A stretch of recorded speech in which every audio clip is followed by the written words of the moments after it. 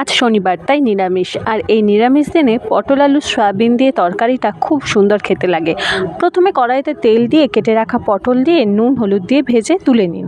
তারপর ওই তেলের মধ্যে আর একটু তেল দিয়ে বড় বড় করে কেটে রাখা আলু দিয়ে তার মধ্যে নুন হলুদ দিয়ে ভালো করে হালকা আঁচে চাপা দিয়ে ভেজে তুলুন। তারপর কড়ার মধ্যে আর একটু তেল দিয়ে ভিজিয়ে রাখা সয়াবিনকে ভালো করে নিংড়ে সেই তেলের উপর দিয়ে ভালো করে ভেজে তুলে নিন। তারপর কড়ায় টমেটো দিয়ে ভালো করে নুন হলুদ দিয়ে কষতে থাকুন। তার মধ্যে আদা বাটা দিয়ে ভালো করে নেড়ে চেড়ে লঙ্কা গুঁড়ো দিয়ে ভালো করে নেড়ে ভেজে রাখা আলু দিয়ে একটু জল ঢেলে দিন। আলুর মধ্যে মশলা ঢুকে গেলে সেদ্ধ হয়ে এলে তখন পটল আর সয়াবিনটা দিয়ে দিন। ব্যাস, নামানোর আগে একটু ভাজা মশলা দিয়ে নামিয়ে নিলেই একদম রেডি।